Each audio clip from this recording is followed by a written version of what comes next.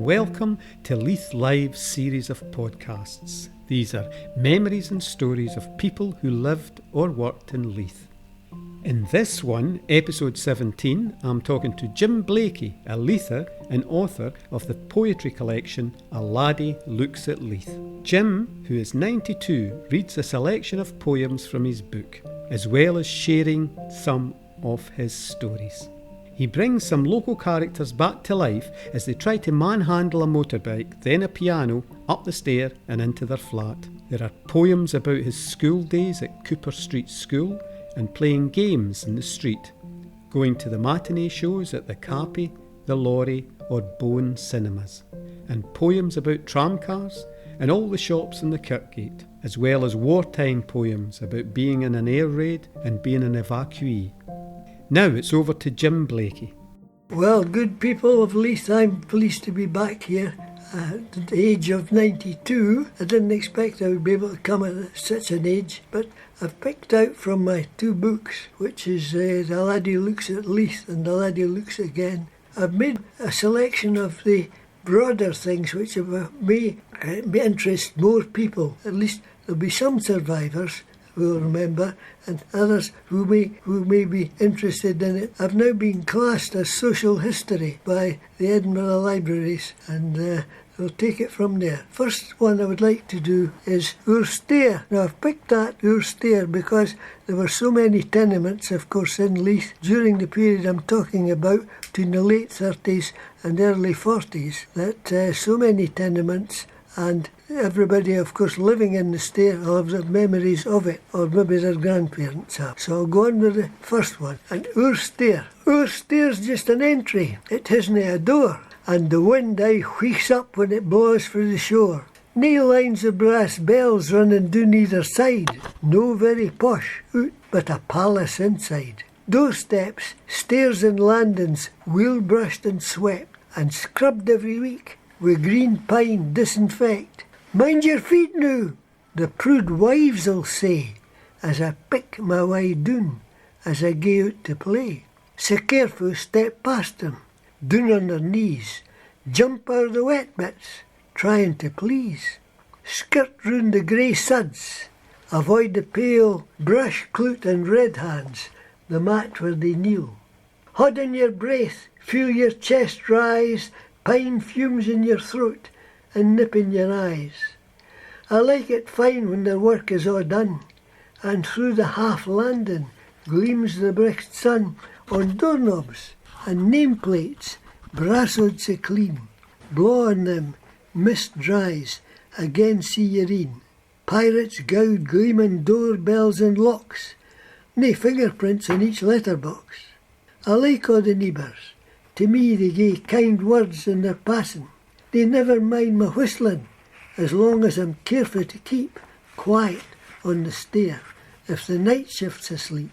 In the stair are 10 houses, 2 or 3 apartments at maist, and a scullery, cold water taps only, a lavvy or share. Each house has gaslicht just like the stair. Perhaps in deep winter I like Oor Stair best, when daylicht fades early and next cloak is cast. For then on each landing at the back of 4, each gaslicht is tapered with hiss and a roar, as the flames round the mantles flicker and dance, and the yellow licht wavers and sets shadows prance. On walls and on ceilings, on steps, round each bend, each licht a wee sun, a braw sookin' friend. When I come in frae playing out in the snaw, or back late for school, I root to my ma, and Jack Frost nips my fingers and bites at my taes, and my wee nebs dripping, e'en starting to glaze, and the cold wind's blawing through me something cruel. My heart beats anew at the sight of that jewel, set like a star in the inky black there, oor warm, winking, wonderful, welcoming stair. Jim, could I just check where you were brought up? Am I right in thinking it was East Cromwell Street? East Cromwell Street, yes, that's correct. I was brought up in East Cromwell Street. And can I just check when you were born? 1933. And do you see yourself as a Leither or as Edinburgh? Well, basically, I still see myself as a Leither, but transferred to Edinburgh. It's a bit of a hybrid there, Jim. But I'm a bit of a hybrid, Yeah, that's right. very good. Because I was working in Edinburgh, of course, and when I got married, I settled in. First of all, the first flat was in Edinburgh, and having, as it were, been transferred to Edinburgh, stayed there since, moved a few times, but I've always been in Edinburgh. I came back to Leith on various occasions for the festivals and meeting people again. But as I get older and older, I know fewer people, of course, because they've passed away. So my visits have become less and less. But I'm always pleased to come back. And I've been down to the museum a few times, and I'm so pleased to see how it's expanded. Coming out from our stair, of course, one of the first things with schoolboys was to make for our school. But I'd mentioned that where we actually lived was in East Cromwell Street, part of which is now demolished, but I think there are new flats built there. But then we made our way to the school, and its name comes out in this poem, which I'm going to give you here. I would mention, of course, that again it's in our own dialect, with mainly Scots and the good bit of Leith in it. Our headmaster at the time used to say, "Oh, it's a terrible language you can speak," because we spoke both languages. We spoke perfect English in school and perfect Scots out of school. So here we go. Our school.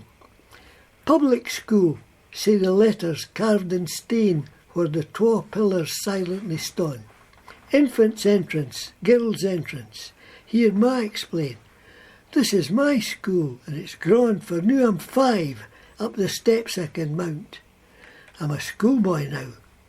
That's just great. I'm learning to read and write and count. The whole world lies at my feet. The playground's so big and I'm so wee. Us bairns are aye in a big rush to run about, shout, mak noise so free, and there's aye somebody to push. High red building towers, Cooper Street, lettered big. I'm so proud to be here in its shade. We run and play chasey, and Levoy, and Tig, that's the boys. For girls are no made to be rough like that. They've skipping ropes, and sing about wind blowing high and snow falling doon. Each maid hopes for the golden city, else she die. At playtime, if we're lucky maybe to hear a halfpenny or twa at Geordie Finney's back shop windy, we can buy toffee doddles to chaw. When our play's hour, we gang into line to separate classrooms must go. We're in Mistress McNiven's, who teaches us fine. We march into sound o' piano. What'll we get today? Counters perhaps, or plasticine. Maybe we'll draw. Watch out for your desk lid as doon it slaps. Take pencil and slate. Good, that's braw. 6 creak and scrape. For a mistake, a spittle rub, they's just fine. And when it comes to wipe clean the slate, I've a sponge in a wee oxotin. We'll learn nursery rhymes and cat sat on the mat, play tunes on triangles and drums, sing baby bunting, raindrops pitter-pat, and keep quiet when the headmaster comes. Inside, school's cool and dark, with lots of stairs. We're on the ground floor, being wee. Makes it easy for when we march out in pairs when the bell goes at 3:30. We all run straight home. Stories to tell about all thing we've learned for that day. But we think what oft pleases parents so well is we've been out the road and away. Remember sitting in my prominent position in the back seat and looking at Edinburgh Education Committee notice. A number of pupils. It's 44 in the class. I was put in charge of the class one day when the teacher had to go out for a few minutes for something, and I was to keep them in order. And of course that was a sign for hullabaloo and break out. So when he came back, the place was just a bit in a riot. So they all got a belt. Every one got one of the belt. But of course I was in charge, so I was exempt. But I insisted that I got one as well. And he says, but you're not. I said, because I knew that if I didn't get one, my life would be a misery for the rest of it. Very shrewd there, Jim, I think. A shrewd move. It was a shrewd move. It was. It was a shrewd move. After school, of course, what happened, we had some leisure time. So the great thing, of course, was we didn't have anything to distract us apart from when all my pals came and they said, are you coming out to play? I knock at the door, my pals are there. Are you coming out to play? Hold on a minute, I'm just about ready. I'll put on my rubbers the day. Then off didn't I stare, all bustle and rush, a chattering company.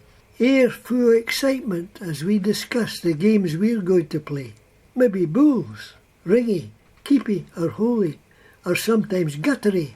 The last played mere on the way home from school. Watch out for cybers, get past. Cherries and glasses, wallies and steelies grating about in your bag. There's your favourite plunker, champ or raw. At keepy it gets you the swag. Maybe dodgy ball, with its 3 lives, or Levi, rounders or tig. Cops and robbers, kick the can, hide and go seek, football, cuddy loup, hoppy dig. Whilst we play cricket, chalk stumps drawn, a tennis ball that's soaked wet, proves by the squelchy mark on the wall that you're out. No dispute, off you get. Whips and peeries, a favourite of mine. Chalk-coloured tops, bill and rune. Good crack of a whip, see them jump in the air, still spinning when they come down.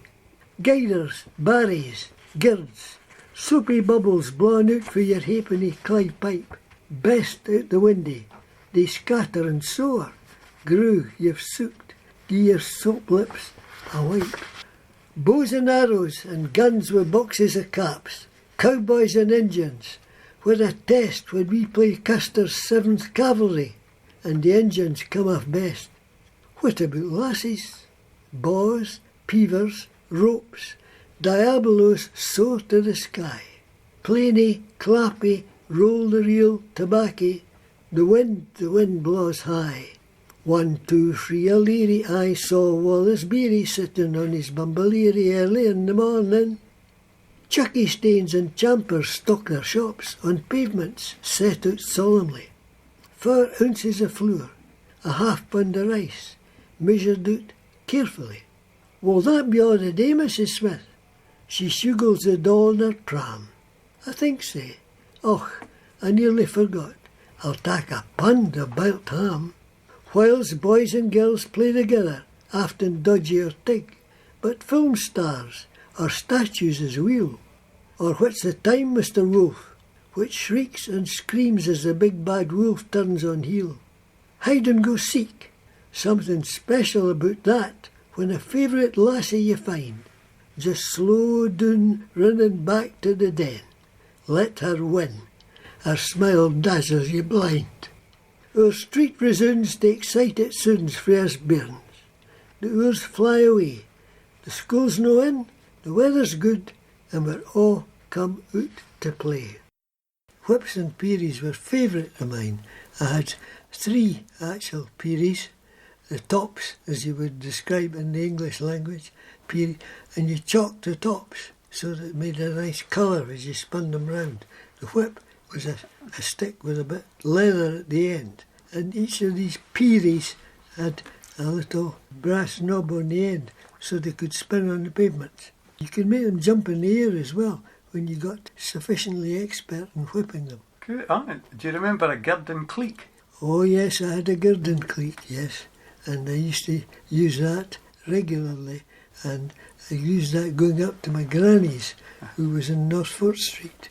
I used to take the gird up there, run up with it, and run back with it. You had to be very careful, of course, that if you took the cleek off, which was a temptation because you could make it go faster if you took the cleek off and just used a stick. You could whip the gird with the stick and it would go faster than you could with a cleek. Cleek limited your speed, which I suppose was a good thing. Because it was attached to it, wasn't it? It was attached to it. But it was all good. But going down Cobber Street one day It got too fast for me, it ran away. But it was stopped by a rather stout lady who got in the way. But fortunately she wasn't hurt. What about a Diablo? That was for the girls. Right. Boys didn't play Diablo. And the girls, and they developed a great skill with that. They could throw the Diablo between the two sticks, and I used to marvel how they could throw it up maybe 50 feet and catch it when it came down without striking the pavement. Very skillful they were. Peavers was a girls' game. The chalk on the pavements, and hopscotch as it would be called in English, I suppose, but peavers, and they were marked out on the pavements and left there until the rain washed them off. We played the rounders. Oh, yeah. Tig, hoppy dig. You know what hoppy dig is? No, I've not heard that one. Hoppy dig. That's where you said that you were going to be knights. One boy was a horse and one boy was a knight, and it was carried on the back of the horse and challenged the other one. And generally we had wooden swords which we'd made ourselves, and that's how the knights fought. That was hoppy dig. Like jousting? Jousting. Yeah. That was our equivalent for jousting. Now, I'm harking back to the austere in the sense of here I want to talk a little bit about the neighbours, and also in particular explain how these next two items came about. We lived on the top flat and we had neighbours next door. We were a splendid family, but they had two grown-up lads that were a bit of rascals at times, but believe me, they were very kind and very good. But they got up to some ploys, I can tell you. And this is first one I want to talk to you about is this one. The motorbike. Tax some believin', but I swear this tale is true. Next door's got a motorbike. What would most folks do when wanting for to change a wheel, or clean it, or repair? Take it to the garage. Nah, they bring it up the stair. There must be laws again that, but nobody will tell, so up and down the stair it comes, until yen day, well, work finished, gleamin', off they set down the stair to gae. Yen lad a hint, yen in front, guiding carefully past the first landing o' his wheel. Then the first lad slips. The rear lad canna haud the weight. On the bike rips, bumping down the steps and crashing through the door of the neighbour down below, across her lobby floor and runs into her toilet. Door knocked open wide and wedges in the frame. Hope there's nobody inside. If you're sat upon the toilet, you dinna expect to feel your concentration shattered by a spinning motorbike wheel. Repairs have all been paid for, though friendships are under strain. The motorbike has vanished, ne'er to come back again. You'll be asking me the question, but my lips for aye are sealed. Was there someone on the toilet? That'll never be revealed. Now we're still with the two lads who were involved with the motorbike, only these two lads became more than that. They brought friends in, because we were treated to the sight of the piano.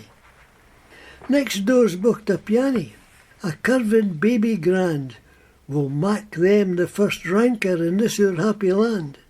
Rummelt in a kirty to the bottom of our stair, but who to get it up the steps? Now there's a ploy and mere.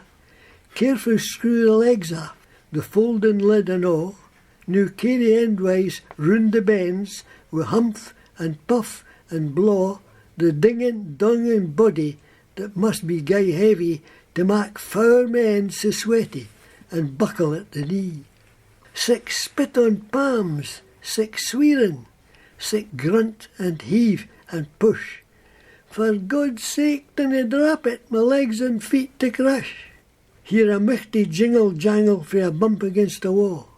See black and white keys dangle as the body copes o'er far, but they wrestle it and curse it to a landing at the top which is open, with a banister against which they let it drop gently.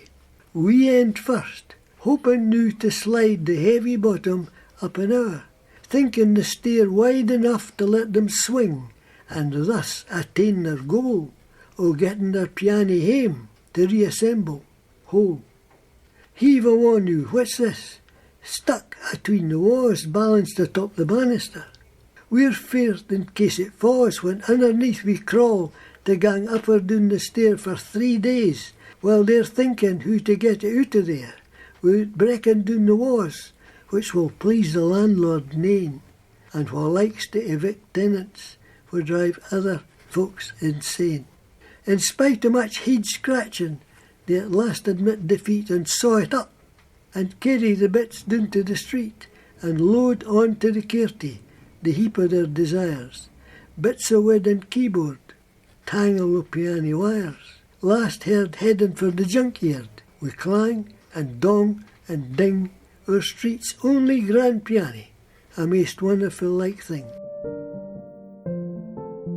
Now in this one, I thought you might be interested to know what the old Kirkgate was like. We didn't call it the Kirkgate, of course, we called it the Kirkgate. I mak my way through the Tolbooth Wynd, walk on past Jeffrey's, turn richt to find mysel in the Kirkgate, aye buzzing with folk. I'm sent down to Guthrie's for ribs and a hoch to mak lentil soup, the kind I like best, so I ston in the queue, wait my turn with the rest.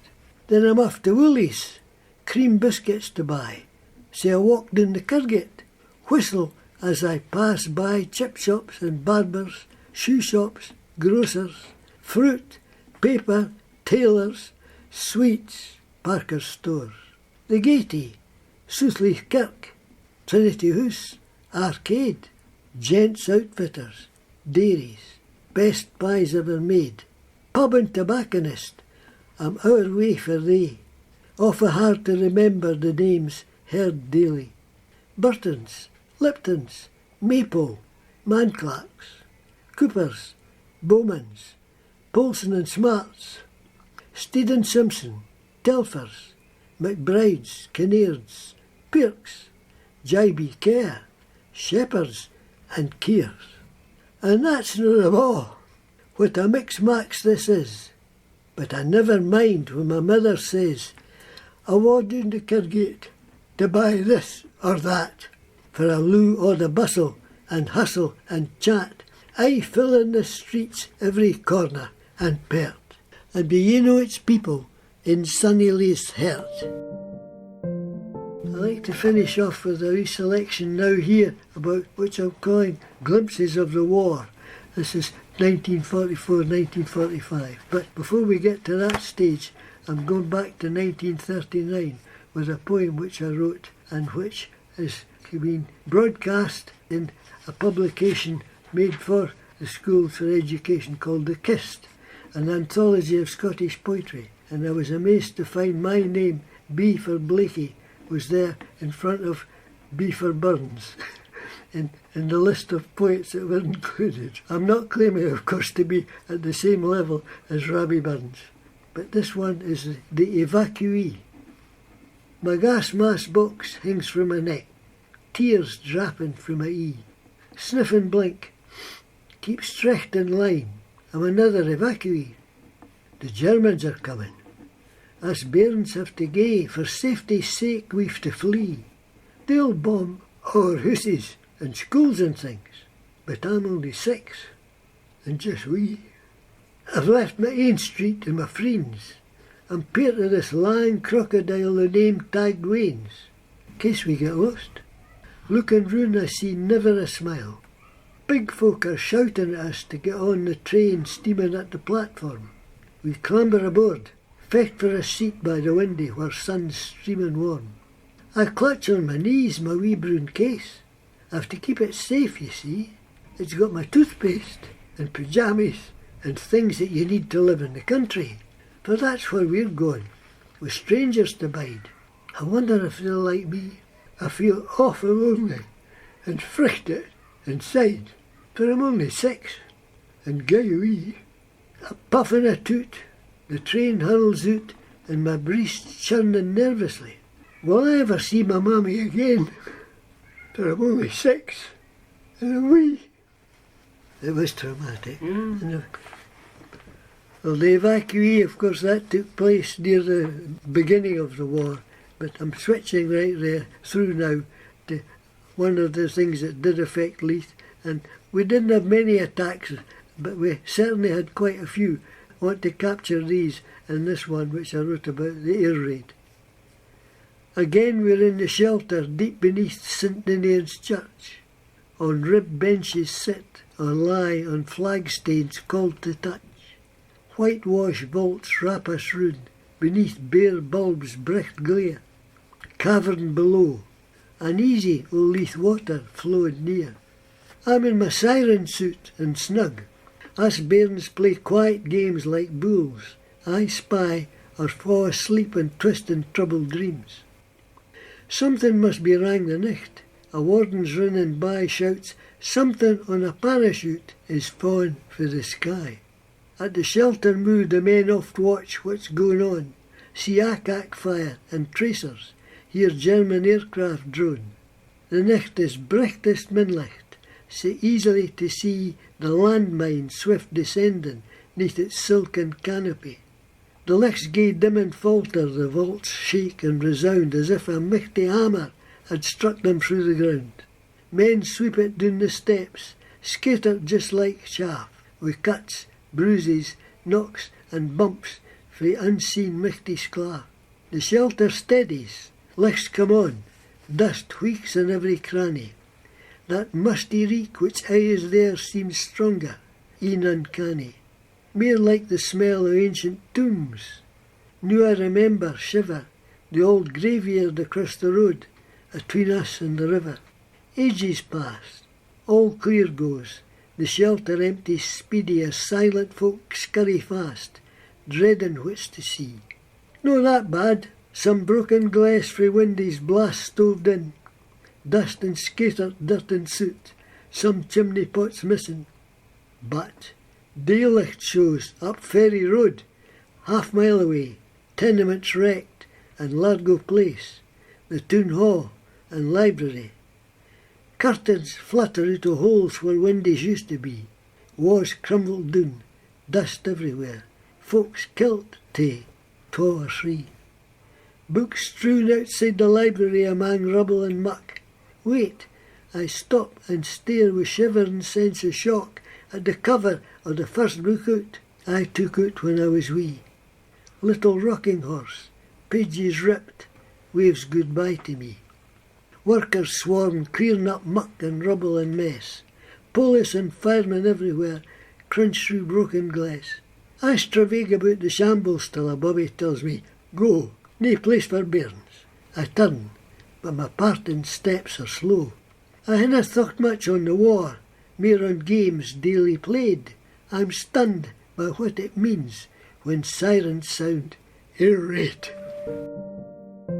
Now, I'm talking in this next one about something that many people would recognise, which we call the pictures. But of course it's now referred to as going to the cinema, and there are so many distractions of television that the pictures are put very much in the background. This was our lifeline to entertainment. The pictures. What pictures will we gang to the day? It all depends what's on at the Cappy, Lorry, Gaiety, State, Palace or Bone. The Saturday matinees for us. Half price is all we've got. Hundreds of bairns all packed in, we're sick a noisy lot. The usherettes rin up and down shouting, you be quiet. They might as well be at the moon as try to quell this riot. When the lights dim then vanish, we let out sick a cheer. You could hear us doon in Porty, and that's no what you'd ca' near. Cowboys are our favourite, Roy Rogers, Trigger. We like Bob Hope, Dot and Bing in the roads. Nobody's bigger than Errol Flynn as Robin Hood, or in Custer's Last Stand, dying with her boots on, the 7th Cavalry's grand. Cartoons fair mak us laugh. Goofy, Donald, Mickey, Pluto, Olive, Popeye get in troubles that are tricky. Three Stooges, our gang, Lassie, help to chase away the blues or the war being fought madly on Pathy, GB, Movietone News. At last the show is finished and we're all cowpit outside. and we're blinking in the sunshine through een fair open wide. Tongues clacking on the way hame, talking o'er the things we've seen, and we'll be back next week entranced before the silver screen. I'm coming back in to translate for you. I've referred to the Cappy, Laurie and Gaiety. The Cappy is the Capitol Cinema, Laurie was the Laurie Street Cinema, and the Bone was the Alhambra. It was called Bone in slang. Why, I have no idea, but that's what everybody referred to as the Bone. The children in Leith went to the matinee. I remember going to the State, which was a very posh cinema, of course, and it was, if I remember rightly, it was opened by private people. The name was McGurty. And why that sticks with me, I don't know, but it was McGurty. And I do remember the State standing outside and watching them deliver the new seats that were being fitted into the cinema. And then when the cinema opened, oh, it was luxury, absolute luxury compared with the other cinemas in Leith. For instance, the Alhambra or the Palace or the Laurie, they were all very much down market compared with the State. The State, of course, charged a bit extra because of that, but it was just great. We used to go every week on the Saturday matinee. And they had various things. There were competitions, for instance, to keep the children's interest.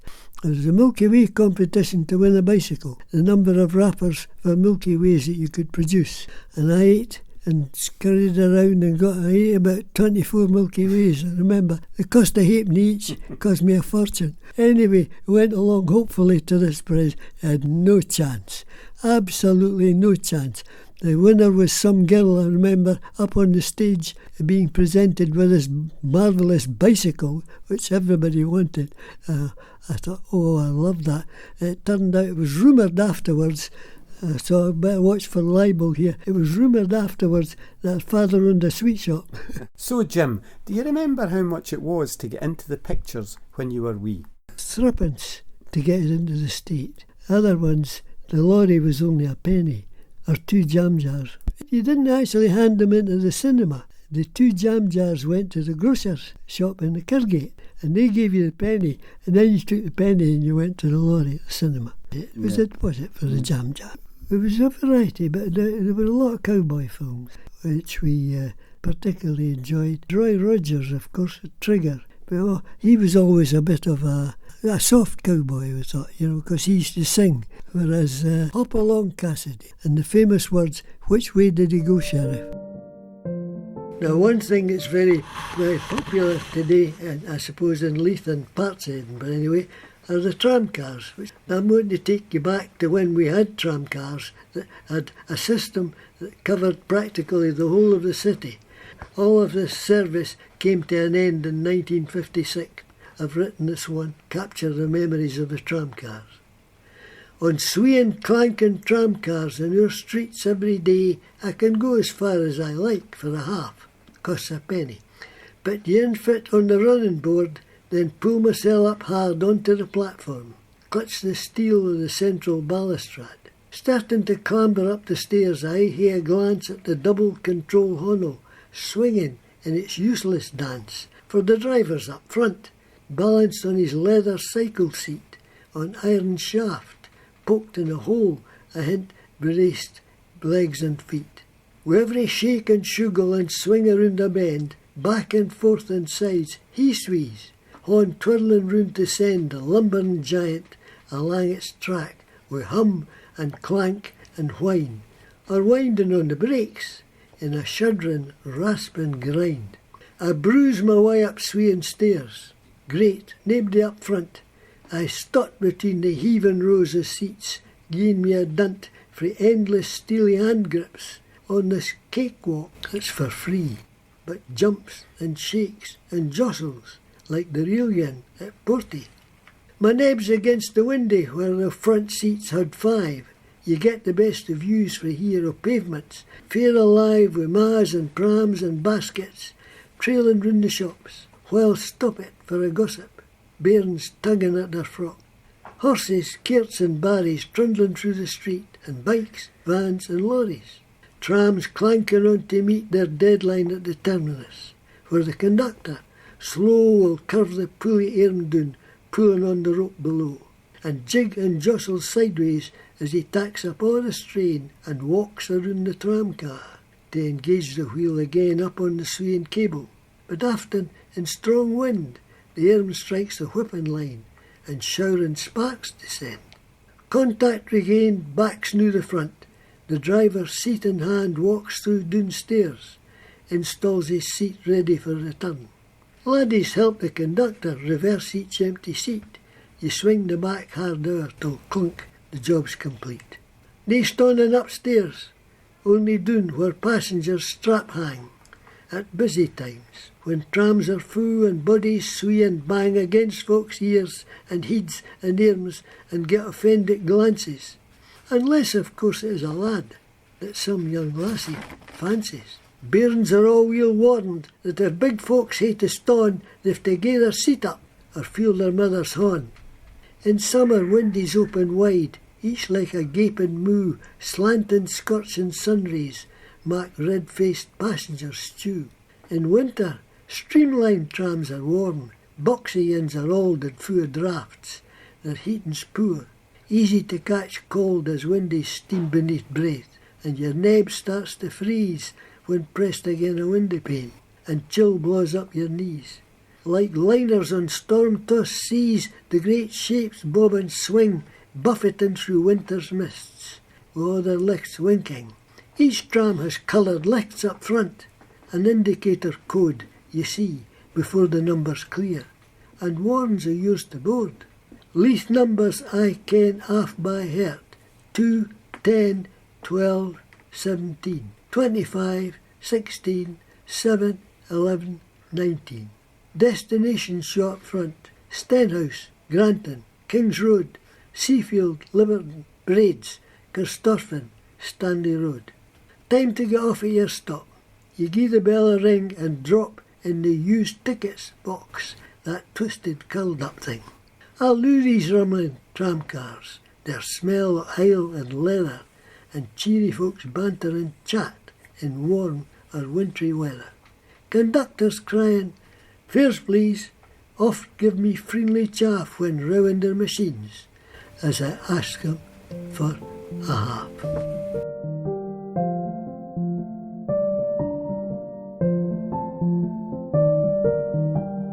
Thank you to Jim Blaikie for sharing his poems and memories of growing up in Leith with us.